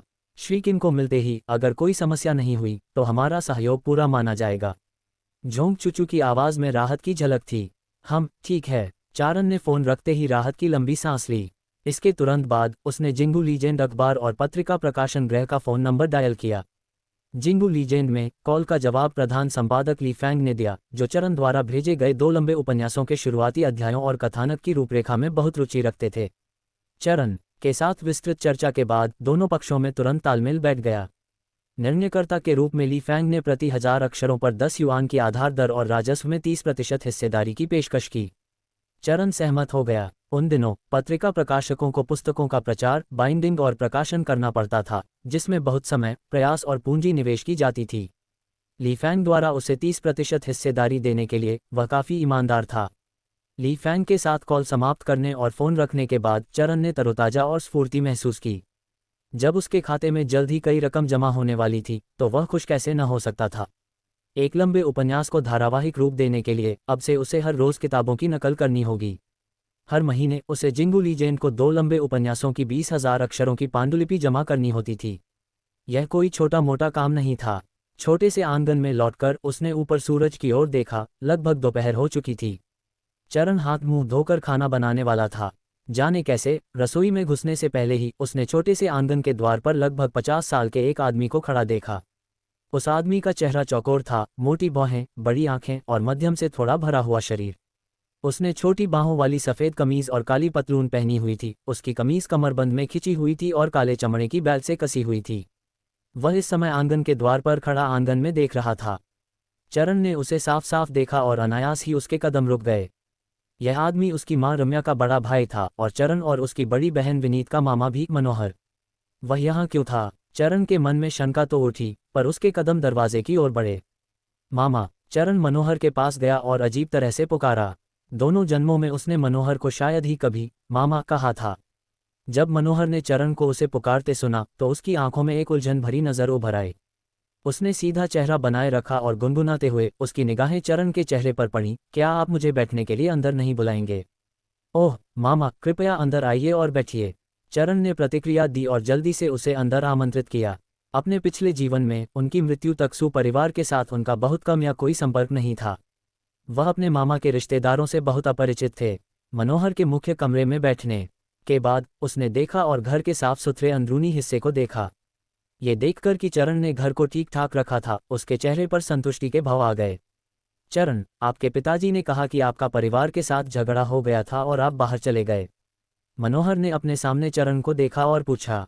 चरण ने मनोहर के लिए एक कप चाय डाली और उसे उसके सामने मेज पर रख दिया। हाँ, तुम्हारी दादी सोने की दुकान पर गहने बनवाने गई थीं और गलती से तुम्हारी माँ के सोने के कंगन देख लिए। मनोहर ने चरण की आंखों में गौर से देखा। उसकी आवाज़ धीमी थी। वह चिंतित थी कि तुम्हारे परिवार के साथ कुछ हुआ है, जिसके कारण उन्होंने सोने के कंगन बेच दिए, इसलिए उसने मुझे इसके बारे में पता करने के लिए कहा। चरण, मैं स्थिति को समझने के लिए तुम्हारे घर गया था।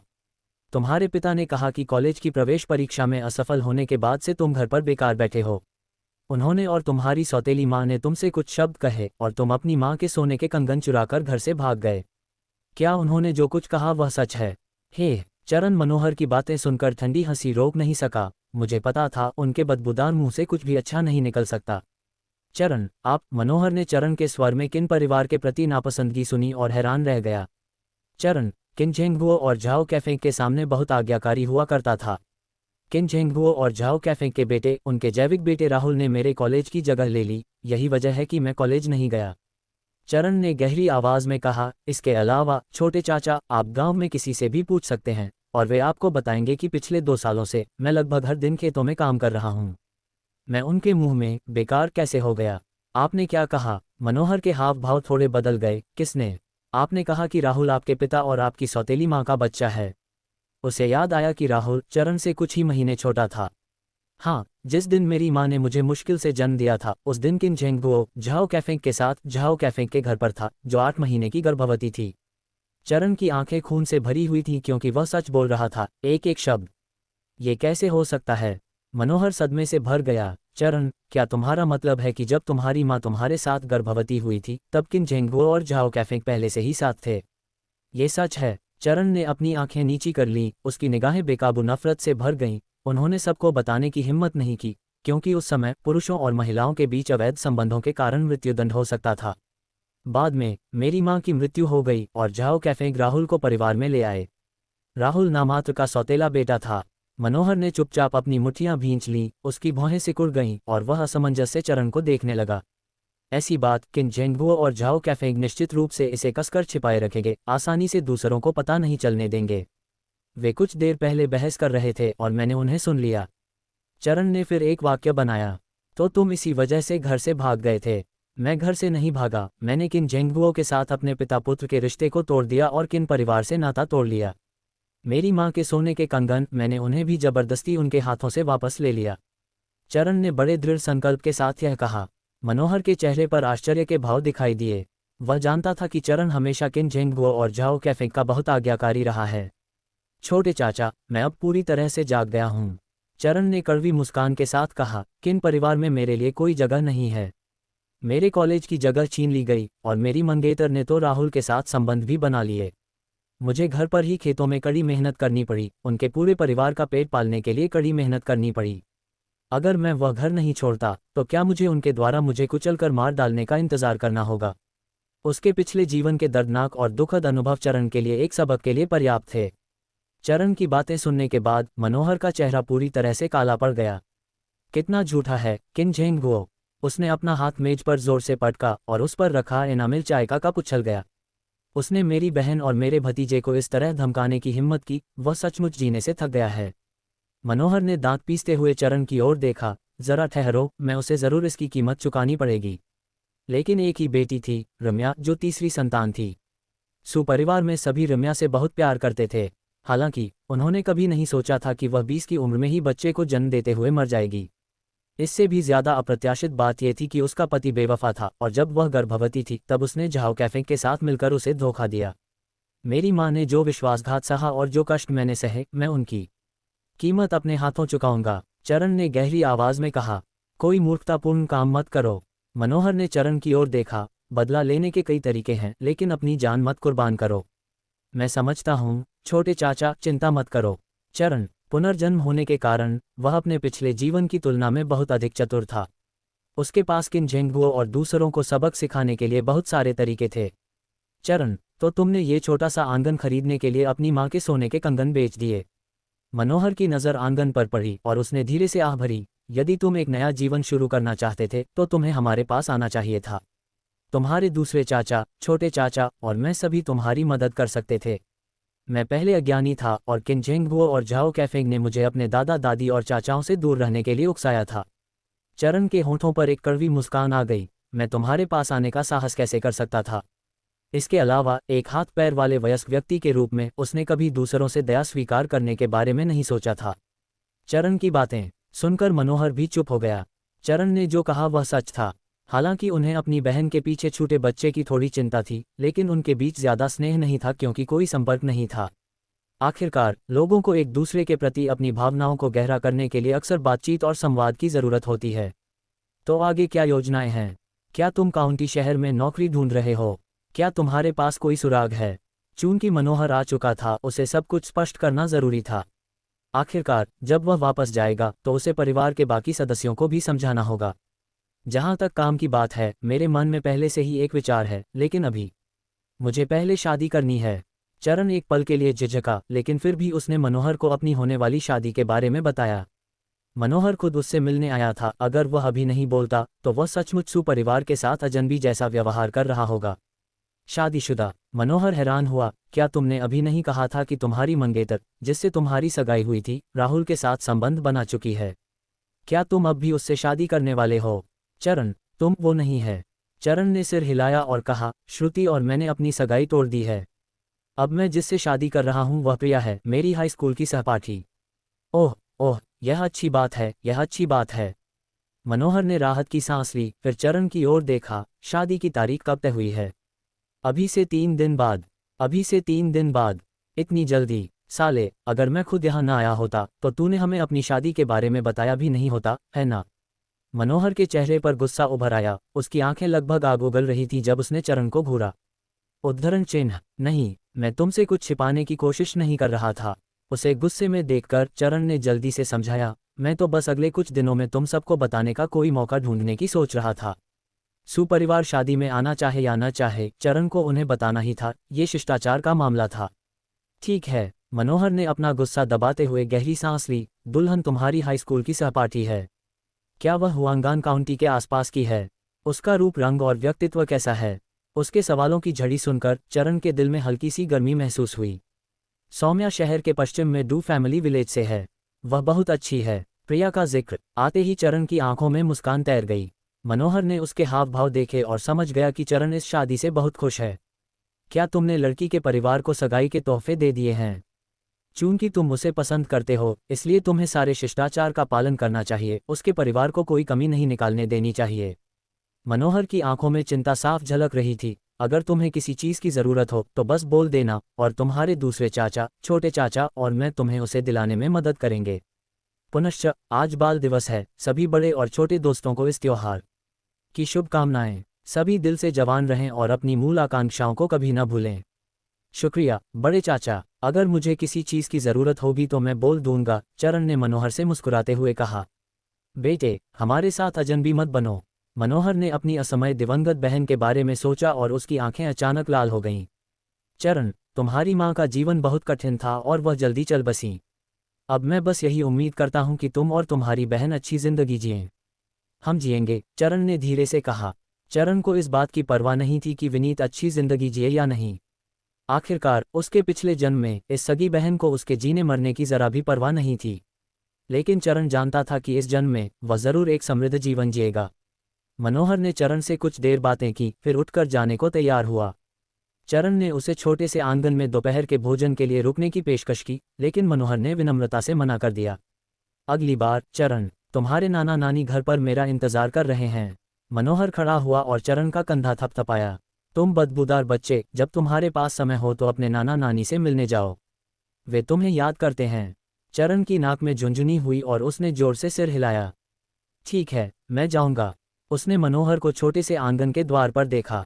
मनोहर को अचानक कुछ याद आया, पीछे मुड़ा और मुस्कुराते हुए बोला, मैं तुम्हें बताना ही भूल गया था। चरण, तुम्हारे छोटे चाचा मिंग्युआन की भी शादी है, तुम्हारे 1 महीने बाद, अगले महीने की 9 तारीख को। ये सुनकर चरण थोड़ा स्तब्ध रह गया। छोटे चाचा सू मिंग्युआन, जो चरण से केवल 2 या 3 साल बड़े थे, अपने नाना नानी के सबसे छोटे बच्चे थे। चरण को अपने पिछले जीवन में अनजाने में सुनी गई एक खबर याद आई, जिसमें कहा गया था कि छोटे चाचा सू मिंग्युआन को गलती से किसी की हत्या करने के लिए कैद किया गया था। सू मिंग्युआन को लगा कि उसके गर्भ में पल रहा बच्चा उसका अपना है, और उसे सच्चाई तब पता चली जब बच्चा 10 साल से ज्यादा का हो गया। अपनी पत्नी के बहकावे में आकर और किसी और के बच्चे को पाल पोस कर बड़ा करने के बाद सू मिंग्युआन सच्चाई जानकर पागल हो गया। रोहिणी से पूछताछ के दौरान वह उसके व्यंग्य और अपमान का शिकार हुआ, और गुस्से में सू मिंग्युआन ने रोहिणी को धक्का दे दिया। कौन जानता था कि यह इतना अशुभ होगा।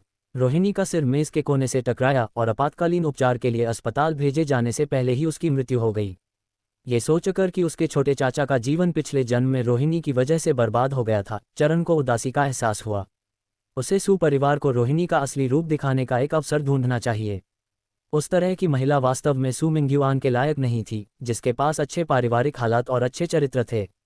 यह अच्छी बात है। मुझे उम्मीद है कि छोटे चाचा खुश रहेंगे, चरण ने अपने संयम को वापस पाते हुए कहा। उसके शब्द पूरी तरह से दिल से नहीं थे। अभी वह बिना सबूत के रोहिणी की यूं ही बुराई नहीं कर सकता था। उसे बस छोटे चाचा को उसका असली रूप दिखाने का एक मौका ढूंढना था। ठीक है, अंदर जाओ, मैं वापस जा रहा हूं। मनोहर ने चरण की ओर हाथ हिलाया और अपनी साइकिल पर सवार होकर चला गया। चरण ने उसे दूर जाते देखा, फिर धीरे से आह भरी। वह मुड़ा और घर के अंदर वापस चला गया, खुद को शांत करते हुए लंबे उपन्यास को लिखना जारी रखा। शायद पिछले कुछ दिनों में लिखने की आदत पड़ने के कारण चरण ने देखा कि उसकी लिखने की गति काफ़ी बढ़ गई थी। पहले वह 1 घंटे में 2000 से ज़्यादा अक्षर लिख सकता था, लेकिन अब वह 1 घंटे में 3000 अक्षर लिख सकता था। इसका मतलब था कि भविष्य में उसे अपना दैनिक कार्यभार पूरा करने के लिए दिन में केवल 2 घंटे से थोड़ा ज़्यादा ही लिखना होगा। अगले 2 दिनों तक चरण ने किराने का सामान खरीदने के अलावा घर से शायद ही बाहर निकला। वह घर पर ही रहकर गाने पटकथाएं लिखता रहा और क्रैकिंग द स्काई और स्लेइंग गॉड्स के बाद के कथानक लिखता रहा। दोपहर 4 बजे चरण ने अपनी कलम रख दी, पांडुलिपियां एक तरफ रख दी, खड़ा हुआ, अंगड़ाई ली और थोड़ा इधर उधर चला। वह बैंक जाने की तैयारी कर रहा था, ये देखने के लिए कि किंगटियन फिल्म एंड ऑडियो से 1000 युआन जमा हुए हैं या नहीं। बैंक पहुंचकर उसने अपनी पासबुक और पहचान पत्र काउंटर स्टाफ को सौंप दिया और चरण धैर्यपूर्वक उनके खाते की जांच का इंतजार करने लगा। कुछ मिनट बाद स्टाफ ने चरण को बताया कि उस सुबह 1000 युआन जमा हो गए थे। चरण ये खबर सुनकर अब भी बहुत खुश था। आखिरकार वह कल सुपरिवार से मिलने जाना चाहता था और परसों प्रिया से शादी करने जाना था। चरण के लिए, जिसकी जेब इस समय खाली थी, ये पैसा समय पर मिली मदद थी। वरना उसने विक्रम से कुछ पैसे मांगने की योजना बनाई थी ताकि वह अपना गुजारा कर सके। उसने पूरे 1000 युआन निकाल लिए और अपनी बाहों में 10 युआन के नोटों का एक बंडल लिए चरण चलते हुए बहुत हल्का महसूस कर रहा था। जेब में पैसे होना हमेशा सुकून देने वाला होता था। ... शादी से 1 दिन पहले चरण सुपरिवार के लिए उपहार लाया। चंदू और प्रिया उसे आने की पहल करते देखकर बहुत खुश हुए। 2 दिन पहले मनोहर के घर लौटने के बाद उसने सभी को चरण की स्थिति के बारे में बताया। ये जानकर कि चरण अब सुपरिवार के प्रति कोई दुश्मनी नहीं रखता, ये बुजुर्ग सचमुच बहुत खुश हुए। चरण सुपरिवार के घर दोपहर के भोजन के लिए रुका और सुपरिवार के 7 वर्षों के अपने अनुभवों के बारे में बातचीत की। उसके नाना और 3 मामा गुस्से से दांत पीस रहे थे, जबकि उसकी नानी और 2 मौसियों की आंखें लाल थीं। सभी ने वर्षों के अपने अनुभवों के साथ गहरी सहानुभूति व्यक्त की। तुम मूर्ख बच्चे, यह अच्छा है कि तुमने उनसे संबंध तोड़ लिए हैं। अब से तुम्हारे नाना नानी तुम पर बहुत प्यार लुटाएंगे। प्रिया ने चरण का हाथ कसकर पकड़ लिया, उसकी आंखों में आंसू भर आए। मुझे पता है, धन्यवाद नाना नानी, मामा मामी। मामी कनपटियों पर सफ़ेद बालों वाले बुजुर्ग दंपति को देखकर चरण को लंबे समय से खोई हुई रिश्तेदारी का एहसास हुआ। अपने पिछले जन्म में उसने केवल अपनी नानी से ही रिश्तेदारी महसूस की थी। इस जन्म में सुपरिवार के साथ सुलह करने के बाद उसने इसे फिर से अनुभव करने की उम्मीद नहीं की थी। तुम्हारी कल शादी है चरण, क्या सब कुछ तैयार है? चंदू ने चिंता से पूछा। हाँ, लगभग, बस कल सौम्या को लेने जाने का इंतजार कर रहा हूँ, चरण ने मुस्कुराते हुए और सिर हिलाते हुए कहा। ठीक है, तो कल सुबह हम आपकी मदद करने के लिए सबसे पहले वहाँ जाएंगे। शादियों में ज़्यादा शांति नहीं होनी चाहिए, बेहतर है कि माहौल जीवंत और उत्सवपूर्ण हो। ठीक है, आप सभी का शुक्रिया। चरण ने सभी का तहे दिल से शुक्रिया अदा किया। चरण दोपहर 3 बजे तक सुपरिवार के घर पर रहा और फिर माफ़ी मांगकर चला गया। वापस आते समय वह एक शादी के सामान की दुकान पर गया और बड़े लाल सी अक्षर, शादी की मिठाइयाँ, लाल लिफाफे, तंबाकू और शराब खरीदी। जैसे ही वह छोटे से आंगन में लौटा, उसने विक्रम को प्रवेश द्वार पर उसका इंतजार करते देखा। उसके बगल में एक 28 इंच साइकिल खड़ी थी। तियांगे, तुम आखिरकार वापस आ गए। मैं 1 घंटे से ज़्यादा समय से तुम्हारा इंतजार कर रहा था। विक्रम की आंखें चमक उठीं और वह जल्दी से चरण को उसका सामान उठाने में मदद करने के लिए आगे आया। चरण ने सामान विक्रम को दिया, अपनी पैंट की जेब से चाबी निकाली और आंगन का गेट खोला। मैं कुछ शादी का सामान खरीदने गया था। चलो, बाहर बहुत गर्मी है, पहले अंदर चलते हैं। चरण ने देखा कि विक्रम का चेहरा धूप से लाल हो गया था और उसने जल्दी से उसे घर के अंदर जाने के लिए कहा। तियांगे, कल तुम्हारी शादी सौम्या साओजी से हो रही है और मैं तुम्हारी मदद करने आया हूँ। मुख्य हॉल में पहुंचकर विक्रम ने सामान मेज पर रखा और एक कुर्सी पर आराम से बैठ गया। बस मुझे बताओ कि क्या करना है। चरण ने भी उससे कोई औपचारिकता नहीं निभाई। कल हमें 2-3 मेज़ों पर भोज का खाना सजाना है। मेरी माँ की तरफ से मेरे मामा मामी और नाना नानी आ रहे हैं। हाँ, क्या तुम मुझे खाना बनाने वाला ढूंढने में मदद कर सकते हो और मेज़, कुर्सियाँ, बेंच और खाने पीने के सामान का भी इंतज़ाम कर सकते हो? बेहतर होगा कि तुम कोई ऐसा व्यक्ति ढूंढ लो जो पूरा कैटरिंग पैकेज देता हो। प्लीज़ मेरे लिए उसे बुक कर दो। ठीक है, कोई बात नहीं तियांगे। विक्रम ने तुरंत हामी भर दी। कल सुबह जल्दी आ जाना और हम साथ में बारात के लिए तोहफे खरीदेंगे। हम 9 बजे से पहले सौम्या को लेने डू फैमिली विलेज निकल जाएंगे। ठीक है तियांगे, मैं कल अपने पिताजी की कार उधार लूँगा और हम सौम्या साओजी को लेने चलेंगे, विक्रम ने मुस्कुराते हुए कहा। चरण जानता था कि विक्रम उसकी भव्य एंट्री में मदद करना चाहता था और उसे कोई आपत्ति नहीं थी। हालांकि उसे अभी भी थोड़ा अफसोस था कि शरद शादी में नहीं आ पाएगा। मुझे आश्चर्य है कि डोंग जेड के पिता कैसे हैं। तियांगे, चिंता मत करो, जियांग अंकल एक अच्छे इंसान हैं, वे ठीक हो जाएंगे। विक्रम ने चरण को दिलासा दिया और दोनों कल की बारात की चर्चा करते रहे। बातचीत खत्म होने के बाद विक्रम ने चरण को आंगन को अंदर और बाहर से साफ करने में मदद की। उन्होंने घर के सभी दरवाजों और दीवारों पर बड़े बड़े लाल सी अक्षर चिपका दिए। सी अक्षर चिपकाने से आंगन में तुरंत उत्सव का माहौल छा गया। जब दोनों व्यस्त थे तभी वह डाकिया जिसने पिछली बार चरण को चिट्ठी दी थी फिर से आ पहुंचा। चरण, तुम्हारे पास 2 चिट्ठियां हैं। ठीक है, तुम्हारी मेहनत के लिए शुक्रिया बड़े भाई। चरण ने 2 भूरे लिफाफे लिए और उन्हें देखा। ये दोनों भूरे लिफाफे बीजिंग स्थित great Wall film and audio और इसी शहर की जिंगबू लीजेंड पत्रिका से थे। चरण ने अंदाजा लगाया कि अनुबंध आ गए होंगे। डाकिया को विदा करने के बाद चरण चिट्ठियां वापस मुख्य हॉल में ले गया, बैठ गया और उन्हें खोलने की तैयारी करने लगा। यह क्या है तियांगे? विक्रम आंखों में जिज्ञासा लिए पास आया। इसे खोलो, पता चल जाएगा, चरण ने कहा और सबसे पहले great Wall film and audio का भूरा लिफाफा खोला। अंदर कई मोटे दस्तावेज थे जो सहयोग अनुबंध थे, साथ ही इन द रेन और गॉड ऑफ गैम्बलर्स के कॉपीराइट के लिए प्राधिकरण पत्र भी थे। उन पर नजर डालने के बाद चरण ने उत्सुक विक्रम को दस्तावेज थमा दिए। विक्रम ने उन्हें लिया, कुछ पल ध्यान से देखा और खुद को रोक नहीं पाया। मेरा तियांगे कमाल का है, वह गाने और पटकथाएं भी लिख सकता है। चरण मुस्कुराया, फिर जिंगू लीजेंड अखबार और पत्रिका द्वारा भेजा गया भूरा कागज का थैला खोला। चरण को आश्चर्य हुआ जब उसने उसे खोला तो अनुबंध के दस्तावेजों के अलावा संपादक ली ने एक मोटा लाल लिफाफा भी अंदर रखा था। चरण ने उसे खोला और गिना, कुल 400 युआन थे। ये पहले 10,000 शब्दों का पारिश्रमिक होना चाहिए। विक्रम ने भी इसे देखा, अनुबंध उठाया और कुछ क्षणों के लिए ध्यान से देखा, फिर मदद नहीं कर सका लेकिन कह उठा, तियान जी, आप किताबें भी लिख सकते हैं। प्रति 1000 शब्द 10 युआन। क्या इसका मतलब यह नहीं है कि एक दिन में 10,000 शब्द लिखने पर आपको 100 युआन मिलेंगे? यह एक महीने में 3,000 युआन से अधिक हो सकता है। इसमें कोई आश्चर्य की बात नहीं थी कि विक्रम आश्चर्यचकित था। उस समय औसत कर्मचारी का वेतन केवल 40 से 50 युआन प्रति माह था। चरण एक ही दिन में 2 महीने की मजदूरी कमा सकता था। ऐसा होना चाहिए। चरण विनम्र नहीं था, उसे अपने भाइयों को बाद में और भी कई हुनर दिखाने थे। उसे उन्हें मानसिक रूप से तैयार होने के लिए कुछ समय देना था। वाह वाह, विक्रम ने ईर्ष्या से भरी आग जैसी आंखों से चरण को देखा। ये तो किसी फैक्ट्री में काम करने से कहीं बेहतर है। चरण ने सिर हिलाया, अनुबंध के दस्तावेज लिए और उन्हें ध्यान से पढ़ा। ये देखकर कि अनुबंध में कोई समस्या नहीं है, चरण ने एक पेन लिया और उस पर हस्ताक्षर किए, फिर अपनी उंगली दबाई। मुझे ये अनुबंध डाक से भेजने हैं। चरण ने अनुबंधों को व्यवस्थित किया और एक प्रति अपने पास रख ली। वह हाल ही में लिखे गए उपन्यास की पांडुलिपि और great Wall film and audio के लिए तैयार की गई पूरी गीत की पटकथा लेने के लिए बेडरूम में भी गया और आज ही उन्हें डाक से भेजने का इरादा किया। मैं तुम्हारे साथ चलूंगा तियांगे, विक्रम ने उत्साह से कहा। चलो, मैं तुम्हें अपनी साइकिल पर ले चलूंगा। ठीक है। दोनों साथ साथ घर से निकल गए। चरण ने दरवाज़ा बंद करने के बाद विक्रम की साइकिल की पिछली सीट पर बैठ गया। विक्रम साइकिल पर सवार होकर चरण को डाकघर की ओर ले गया। 10 मिनट से ज्यादा समय बाद दोनों डाकघर पहुंच गए। चरण ने अनुबंध और पांडुलिपियां अलग अलग great Wall film and audio और जिंगू लीजेंड अखबार और पत्रिका को भेज दी। ये सब करने के बाद उसे काफ़ी सुकून मिला। उसने अनुमान लगाया कि किंगटियन फिल्म एंड ऑडियो का अनुबंध भी जल्द ही आ जाएगा। अपने खाते में जल्द ही आने वाले 1000 युआन के बारे में सोचकर चरण अभी भी थोड़ा उत्साहित था। डाकघर से निकलने के बाद विक्रम चरण को वापस आंगन में ले गया।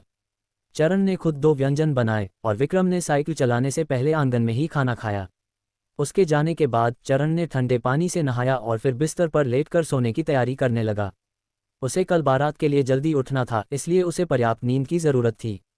रात बिना किसी घटना के बीत गई। अगली सुबह 6 बजे पौ फटने ही वाली थी कि चरण बिस्तर से उठा। उसने अभी अभी अपना मुंह धोया ही था कि उसे आंगन के गेट पर दस्तक की आवाज़ सुनाई दी। चरण ने पास जाकर देखा तो वह विक्रम था। क्या अब चलें तियांगे? विक्रम आंगन के गेट पर खड़ा था, बाहर खड़ी काली कार की ओर इशारा करते हुए मुस्कुराया। मैंने अपने पिताजी की कार उधार ली है। ठीक है, चलो पहले शादी की तैयारी करते हैं और उपहार खरीदते हैं। चरण ने सिर हिलाया, मुड़ा और दरवाज़ा बंद कर दिया। वह और विक्रम कार में बैठ गए और विक्रम सड़क की ओर चला गया। तियांगे, मैंने तुम्हारे लिए बैंक्वेट शेफ, मेज़, कुर्सियां और खाने का सामान पहले ही बुक कर लिया है। वे लगभग 8 बजे आंगन में पहुंच जाएंगे। विक्रम ने गाड़ी चलाते हुए चरण से कहा। ठीक है, जब तक हम सब कुछ खरीद कर वापस आएंगे तब तक वे आ चुके होंगे। चरण को अपने अच्छे भाई की कुशलता पर भरोसा था। विक्रम कार चलाकर चरण को शिवांगशी डिपार्टमेंटल स्टोर ले आया। शरद घर पर नहीं था, इसलिए चरण और विक्रम ने उसका नाम नहीं बताया। उन्होंने सामान्य कीमत पर 4 पारंपरिक शादी के उपहार खरीदे। मां के घर से विदा होने के लिए मांस, हरा प्याज, सेवई और मछली। इसके अलावा चरण ने शादी की मिठाइयाँ, ड्रैगन बियर्ड नूडल्स, सिगरेट का एक कार्टन और शराब की 2 बोतलें भी तैयार कीं। रिवाज के अनुसार इन शादी के उपहारों को लाल कागज में लपेटना जरूरी था। चरण ने लाल कागज का एक बड़ा ढेर खरीदा। इन सभी चीज़ों को खरीदने के बाद इसकी कीमत लगभग 200 युआन थी। सौभाग्य से चरण ने कल 1000 युआन निकाले थे, इसलिए उसकी जेब में पैसे थे। कार की डिक्की में सारा सामान रखने के बाद दोनों भाई कार में सवार हो गए और विक्रम आंगन की ओर चल पड़ा। आंगन में पहुंचकर जैसे ही वे कार से बाहर निकले, उन्होंने देखा कि 2 लोग एक फ्लैटबेड गाड़ी खींच रहे हैं, जो पहले से ही आंगन के गेट पर इंतजार कर रहे हैं। ये वही हैं जो भोज की व्यवस्था कर रहे हैं, तियांगे। कार से बाहर निकलकर विक्रम ने उन दोनों लोगों को देखा, उनका परिचय चरण से कराया और जोड़े का अभिवादन करने चला गया। चरण ने भी जल्दी से अपनी चाबी निकाली, आंगन का गेट खोला और उन्हें अंदर बुलाया। दंपत्ति ने अपनी गाड़ी आंगन में धकेली, आंगन के एक कोने में एक उपयुक्त जगह ढूंढी और अपना सामान उतारने लगे। शादी का भोज दोपहर के भोजन के लिए था, इसलिए उन्हें अभी से तैयारी शुरू कर देनी थी। चरण और विक्रम ने सामान उतारने में उनकी मदद की। दंपत्ति को व्यस्त देखकर चरण ने भी कपड़े बदलने और दुल्हन को लेने जाने की तैयारी की। वह बेडरूम में लौटा, कुछ दिन पहले खरीदे नए कपड़े निकाले, उन्हें पहना, बालों में कंघी की और आईने में देखा, बहुत संतुष्ट था। कहते हैं न कि खुशखबरी से मन प्रसन्न हो जाता है। आज का चरण सुंदर और साफ सुथरे चेहरे वाला लग रहा था। कपड़े बदलने के बाद चरण कमरे से बाहर निकला, विक्रम को दुल्हन लेने के लिए बुलाने के लिए तैयार। जाने कब उसने ऊपर देखा, लोगों का एक हुजूम दरवाजे पर उमड़ पड़ा। ये सुपरिवार था। दादाजी, दादी, बड़े चाचा, दूसरे चाचा, छोटे चाचा, बड़ी चाची, दूसरी चाची और 2 चचेरे भाई, उनका पूरा परिवार जिसमें 10 से ज्यादा लोग थे, सब आ गए थे। इन रिश्तेदारों को देखकर चरण के दिल में एक गर्मजोशी का संचार हुआ और वह जल्दी से उनका स्वागत करने के लिए आगे बढ़ा। चरण, क्या तुम दुल्हन लेने जाने के लिए तैयार हो? तैयार हो जाओ और जाओ, हम तुम्हारा घर संभाल लेंगे। मनोहर, मिंगचेंग, मिंगयुआन, तुम लोग जल्दी करो और सामान अंदर ले आओ। दादाजी चंदू अपने बेटों और पोतों को निर्देश देते हुए हंसे। चरण ने बाहर झुककर देखा तो उसे आंगन के गेट पर एक छोटा ट्रक खड़ा दिखाई दिया। उस पर एक मॉड्यूलर कैबिनेट, एक अलमारी, एक ड्रेसिंग टेबल और एक कांच का डिस्प्ले कैबिनेट बंधा हुआ था। इसके अलावा एक वॉशबेसिन स्टैंड, ठोस लकड़ी की 2 कुर्सियां और 2 लंबी बेंचें भी थीं। ये साज सज्जा देखकर चरण थोड़ा अचंभित हुआ। उसने सोचा था कि बाद में धीरे धीरे फर्नीचर खरीदेगा। उसने सोचा भी नहीं था कि मनोहर के आने के बाद वह फर्नीचर की कमी को नोटिस करेगा और उसे सजाने में उसकी मदद करेगा। इससे चरण के दिल में एक अवर्णनीय एहसास हुआ, गर्म और कड़वा मीठा।